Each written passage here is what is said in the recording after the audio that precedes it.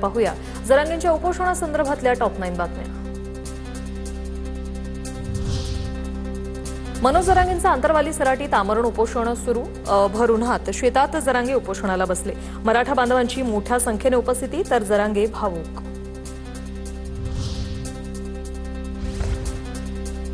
मनोज जरांगेंच्या प्रश्नावर सरकार सकारात्मक। मराठा समाजासाठी मी आणि शिंदेंनी घेतलेले निर्णय आतापर्यंत इतिहासात कुणीही घेतले नाही। मुख्यमंत्री फडणवीसांची स्पष्टोक्ती। निर्णय घेताना ओबीसी समाजावर अन्याय होऊ देणार नाही। एकाच्या ताटातलं आरक्षण काढून दुसऱ्यांना देणार नाही। महायुती सर्व समाजाच्या हिताचा निर्णय घेणार, फडणवीसांची भूमिका। मंत्री राधाकृष्ण विखे पाटलांनी घेतली जरांगेंची भेट। जरांगेंच्या 12 मागण्यांवर सरकारचं आश्वासन। आश्वासनांचा ड्राफ्ट जरांगेंना दिला। आता जरांगे निर्णय घेणार। सरकारचं शिष्टमंडळ अंतरवाली सराटीत दाखल। मंत्री राधाकृष्ण विखे पाटील, प्रसाद लाड मराठा अभ्यासकांची भेट घेणार। अभ्यासकांसोबत चर्चा झाल्यानंतर शिष्टमंडळ जरांगेंची आता भेट घेणार। सातारा गॅझेटच्या अंमलबजावणीसाठी महाधिवक्त्यांच्या कोर्टात चेंडू। सरकार महाधिवक्त्यांचं कायदेशीर मत घेणार। मंत्री राधाकृष्ण विखेंची माहिती। ओबीसींचं आरक्षण हिसकावून घेतल्यास उद्यापासून आंदोलन। जरांगेंनी बाजवर बसून आंदोलन केलं, आम्ही ढेकळात आंदोलन करू। ओबीसी आंदोलक लक्ष्मण हाके यांचा इशारा। ओबीसी आरक्षणाला धक्का लागल्यास रस्त्यावर उतरू। जरांगेंना वेगळं आरक्षण द्या, आमच्या ताटातलं देऊ नका। बोगस ओबीसी आमच्यात आल्यास समाज पेटून उठेल। बबनराव तायवाडे यांचा सरकारला इशारा। ओबीसी आरक्षणाला धक्का न लावता मराठ्यांना आरक्षण मिळवून द्यावं। सरकारनं जरांगेंच्या आंदोलनाची दखल घेऊन तोडगा काढावा। मनोज जरांगेंच्या आंदोलनावर रासपचे नेते महादेव जानकर यांची प्रतिक्रिया।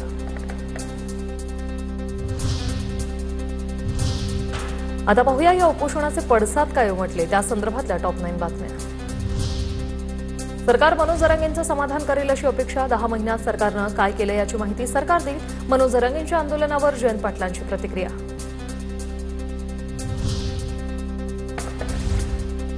मनोज जरांगेंनी उन्हात उपोषण करू नये, त्यांनी सरकारसोबत चर्चा करावी। चर्चा केल्यानंतरच मार्ग निघेल। मुख्यमंत्री फडणवीस मराठ्यांच्या मागण्यांबाबत सकारात्मक। मनोज जरांगे या आंदोलनावर नवनाथ बन यांची प्रतिक्रिया।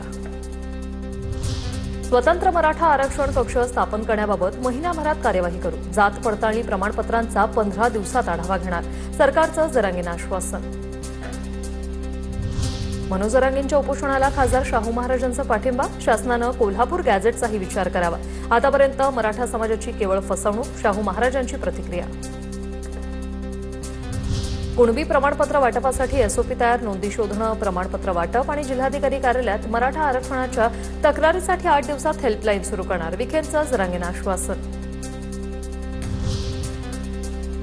मराठा आंदोलनात मृत्युमुखी पडलेल्यांच्या वारसांना 15 दिवसात अर्थसहाय्य देण्यात येणार।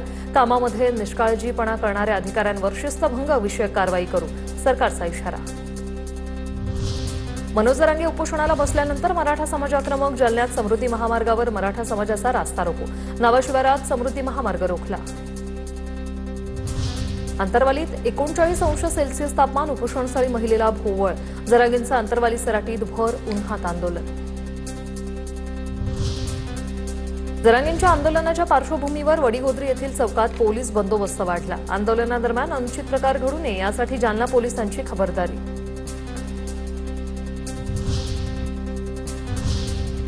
आता पाहूया टॉप 9 मोठ्या राजकीय बातम्या।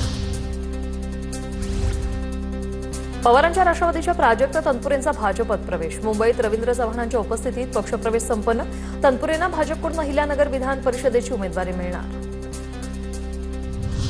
माजी मंत्री प्राजक्त तनपुरेंच्या भाजप प्रवेशानंतर कार्यकर्त्यांचा जल्लोष पाहावयास मिळतोय। मुंबईत तनपुरेंनी भाजपात प्रवेश केल्यानंतर तनपुरेच्या राहुरीतील कार्यालयासमोर कार्यकर्त्यांनी घोषणाबाजी करत फटाके फोडले। प्राजक्त तनपुरेंनी भाजपमध्ये प्रवेश करणं आमच्यासाठी धक्कादायक। प्राजक्त तनपुरेंशी माझा संपर्क नाही। प्राजक्त तनपुरेंच्या भाजप प्रवेशावर जयंत पाटलांची प्रतिक्रिया। सत्तेशी संघर्षाची गरज असताना तलवारी म्यान होतात। राहत इंदोरींची शायरी ट्विट करत रोहित पवारांची तनपुरेंच्या पक्षप्रवेशावर टीका।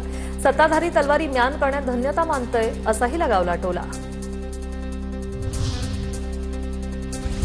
पक्षाची आर्थिक परिस्थिती चिंताजनक. मंत्र्यांनी उदारपणे पक्षनिधीसाठी योगदान द्यावं. पार्थ पवारांच्या सूचना. पार्थ पवारांच्या भूमिकेमुळे ज्येष्ठ मंत्री नाराज असल्याची सूत्रांची माहिती. राष्ट्रवादीमध्ये काय सुरू आहे मला माहीत नाही. ट्रान्सपोर्टमध्ये भ्रष्टाचार होत असेल तर आम्ही रोखू.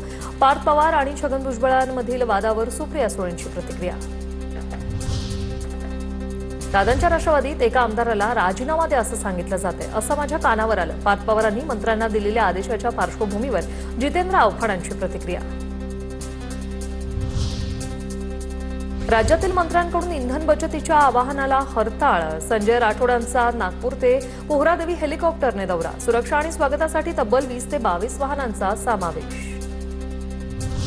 साताऱ्यातील खेड ग्रामपंचायतीच्या सरपंचांविरोधातील अपात्रतेच्या मुद्द्यावर आमदार महेश शिंदे आणि आमदार शशिकांत शिंदे आमने-सामने. शशिकांत शिंदे न्यायाप्रकरणी सडेतोड उत्तर देणार असल्याचं महेश शिंदे म्हणाले, तर खेड ग्रामपंचायत कारवाई प्रकरणात मी कुठेही लक्ष घातलेलं नसल्याचं शशिकांत शिंदे म्हणाले. आता बघूया विधान परिषद निवडणुकीसंदर्भातल्या टॉप 9 बातम्या. अमरावती विधान परिषद निवडणुकीसाठी महाविकास आघाडीकडून काँग्रेसचे हर्षजित देशमुखांनी नामांकन अर्ज दाखल केला. अमरावतीत भाजपकडून प्रवीण पोटे तर काँग्रेसकडून हर्षजित देशमुख यांच्यात थेट लढत. कोकण विधान परिषद जागेवरून महायुती ट्विस्ट. कोकण विधान परिषदेसाठी जुईली जुईकरांकडून अपक्ष अर्ज दाखल. कोकणातील जागेसाठी दादांची राष्ट्रवादीही आग्रही. कोकणच्या जागेसाठी गोगावलेंचे सुपुत्र विकास गोगावलेही इच्छुक. नाशिकमध्ये भाजपकडून इच्छुक गणेश गीते उमेदवारी अर्ज दाखल करणार. एबी फॉर्म न जोडता अर्ज भरणार. सांगली सातारा विधान परिषद निवडणुकीत महायुतीमध्ये बेघाडीची शक्यता. सांगलीतून शिवसेना शिंदे पक्षाने महायुतीत फडकावला बंडाचा झेंडा. शिवसेना शिंदे पक्षाचे नेते तानाजी पाटलांनी भरला उमेदवारी अर्ज.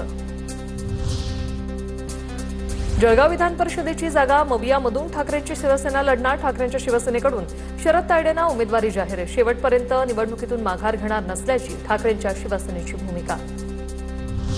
ठाणे विधान परिषद निवडणुकीत महाविकास आघाडीकडून राष्ट्रवादीला जागा जाण्याची शक्यता. पवारांच्या राष्ट्रवादीकडून अभिजित पवारांना तिकीट मिळण्याची शक्यता. ठाण्यात रवींद्र फाटक विरुद्ध अभिजित पवारांमध्ये लढत होण्याची शक्यता. परभणी हिंगोली विधान परिषदेच्या जागेवर मवियाकडून डॉक्टर विवेक नावंदर यांचं नाव जवळपास निश्चित. परभणी हिंगोली विधान परिषदेची जागा ठाकरेंची शिवसेना लढवणार. अधिकृत उमेदवारांचं नाव आज किंवा उद्या जाहीर होणार. विधान परिषद निवडणुकीसाठी 17 पैकी 15 जागांवर मवियाचे उमेदवार ठरले. काँग्रेस 8, ठाकरे सेना 4, पवारांची राष्ट्रवादी 3 जागा लढणार. तर नांदेड नाशिक जागेवर मवियाच्या 3ही पक्षांचा दावा.